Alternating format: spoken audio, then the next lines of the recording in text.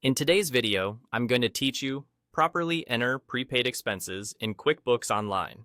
If you've ever paid for something up front, like annual insurance, a software subscription, or a multi-month service, you're dealing with a prepaid expense. Recording it correctly ensures your financial statements stay accurate, spreading the cost over the period you actually benefit from rather than expensing it all at once. Let's walk through it step by step in a clear, straightforward way. First, open QuickBooks Online and look at the left panel. Click on Accounting, then head into the Bank Transactions tab.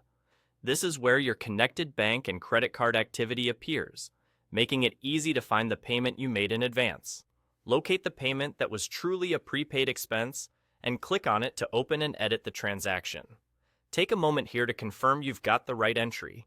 Check the date, amount, and any description so your records match your actual agreement or invoice. Now, assign the correct vendor or customer for this expense. Selecting the proper vendor ties the payment to the party you paid and keeps your vendor reports, 1099s, and historical records accurate. It's a small step that prevents confusion later, especially during reconciliations or audits. Next, set the account category to prepaid expenses. This is the key move. By choosing prepaid expenses, you're telling QuickBooks to treat the payment as an asset on your balance sheet, not as an immediate expense. That way, your profit and loss will reflect the expense gradually as you use the service, not all on the day you paid for it.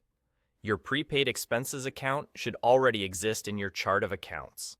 If you're unsure, verify with your administrator or accountant. Once categorized, that payment will sit in your prepaid expenses account until you move it to your expense account through your journal entries. Typically, you'd recognize the expense on a schedule, for example, monthly for a one-year policy, decreasing the prepaid balance and increasing your expense. The exact timing should match the terms of your agreement and your accounting policy. This approach keeps your financials clean and meaningful. On your balance sheet, you'll see the remaining prepaid balance. On your profit and loss, you'll only see the portion you've recognized through your journal entries, giving a true picture of performance for each period. And that's all there is to it. You've categorized the payment correctly, kept your records consistent, and set yourself up to recognize the expense over time with journal entries.